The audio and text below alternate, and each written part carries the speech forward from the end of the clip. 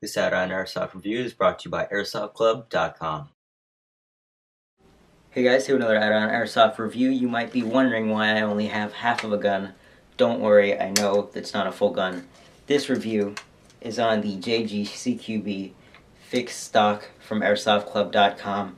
You can get this for $17 if you're in the situation where your gun's wired to the back and you're tired of just using the crane stock batteries. You want to use a 7.4 volt LiPo or even an 11.1 LiPo, and you want to get it in the brick type, not the smaller nunchuck type, because the brick types are a lot cheaper. You can switch to this fixed stock. It's $17, really cheap than shipping, which isn't that much for this because it's relatively lightweight and it's not big like a vest would be. You can get this $17. I know I've said that a lot. I'm amazed with the price. It's great quality. The material it's got a really nice rubbery textured paint job on it, nice textured back on it. It can hold huge batteries in there, and I'm really impressed with it. So now to the review.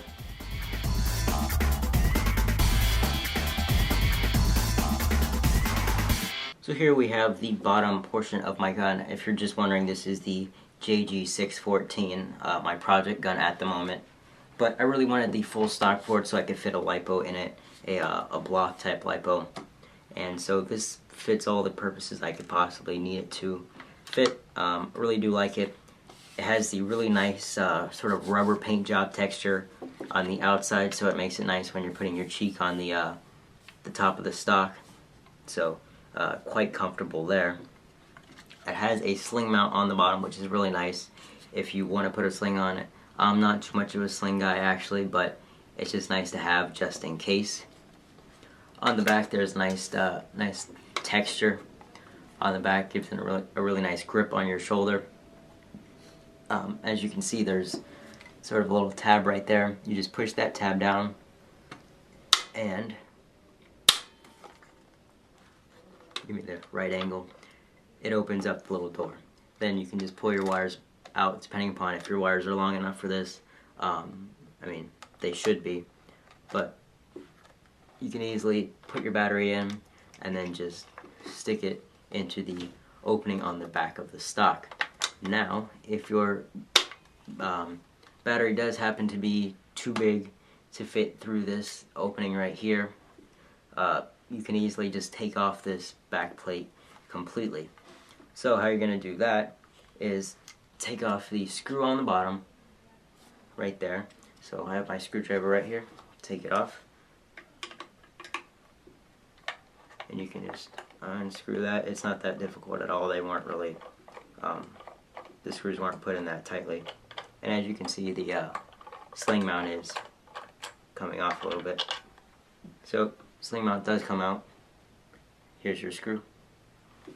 And then, being that the screws happen to be different on top and bottom, have a different screwdriver. This one's a flathead, and you can unscrew that. Now, this is the screw that goes through the length of the stock. So, you're going to have to take this off. This is the one that actually goes into the back of the gearbox over here and extends all the way through the length of the stock.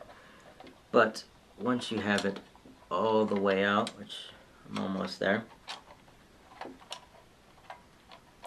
then the back of your stock will be open. You can put whatever you want in there. Here it is, as you can see it, the whole length of the stock. Then you have tons of open space. Now your stock will come off at that point. And here's just the hollow body of the stock, one piece right here. Now, one thing to watch out for, I don't know if I can get you the right lighting in here, but you'll see that there's kind of these ridges on the sides right there. You can see two of them right there. If you're going to put in a large LiPo, like a 7.4 volt LiPo that I have, it's a 11.1 volt 2200 milliamp hour Sky LiPo that I have. It doesn't fit in here with these little ridges in here, so I'm going to have to take my Dremel tool, sand those out a bit, and then it will be able to fit. It can fit through the little trap door on the back. It just can't fit through and stay there. So that is a bummer. It also has a little platform on the bottom.